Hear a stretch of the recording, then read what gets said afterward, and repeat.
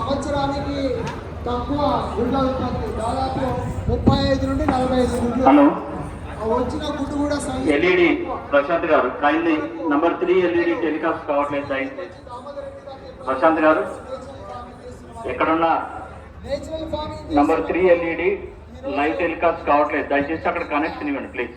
ఆరోగ్యము ఎంతో, ఎందుకంటే మందులు లేని ఎలాంటి పెస్టిసైడ్ లేనటువంటి ఆహారం కోరుకున్నాం.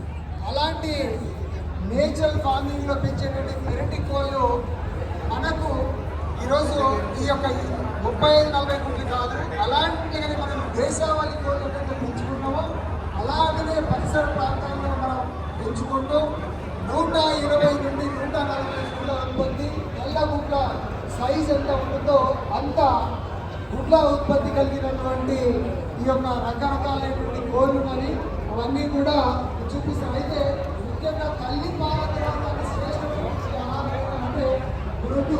కల్తీ చేయలేటువంటి ఆహారం వచ్చేసి గుడ్డు.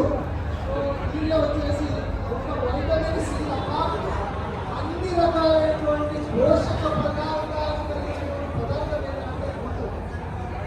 దాంట్లో వచ్చేసి మాంసం ఉంటాయి, మాంసం ఉంటాయి, విటమిన్స్ ఉంటాయి, ప్రోటీన్స్ ఉంటాయి, అన్ని రకాలైనటువంటి శక్తి ఇచ్చే పదార్థాలు కనుక అలాంటి ఆహారం గుడ్డు.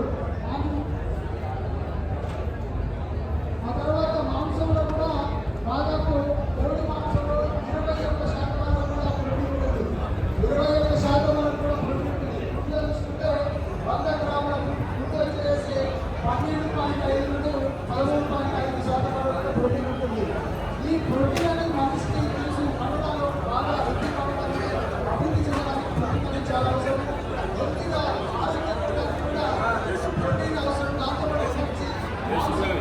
మినరల్స్, వైటమిన్స్ అన్ని కూడా పుష్కలంగా ఆహారం చేసి మనకు చౌకగా మన ఇంటి పెంచుకొని ఉండేటువంటి అవకాశాలను పుట్టుకొని మాంసంతో కనుక. అయితే ఎందుకు ఈరోజు తెలంగాణ ప్రభుత్వం కానీ ఎందుకు ఈరోజు పెరటి కోళ్ళ పెంపకాన్ని కూడా చాలా వరకు కూడా ప్రోత్సహిస్తుంది. ఎందుకనంటే పట్టణ ప్రాంతాల్లో చూసుకుంటే గ్రామీణ ప్రాంతాల్లో 20% గుంటలు వ్యవసాయం కానీ మాంసం వ్యవసాయం తక్కువ ఉంటుంది. ఆ తక్కువ ఆ యొక్క తేడాన్ని తీసుకెళ్ళే వరకు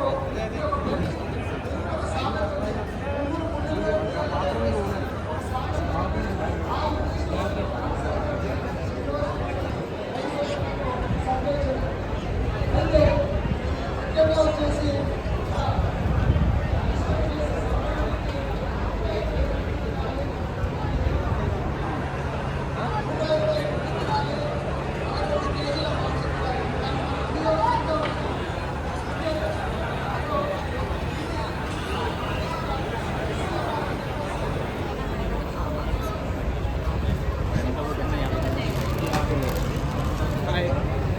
బ్లాక్ చేస్తున్నామా?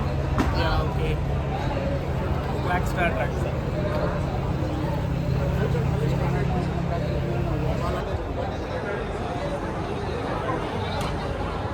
అదే నాకు వస్తుంది, అదే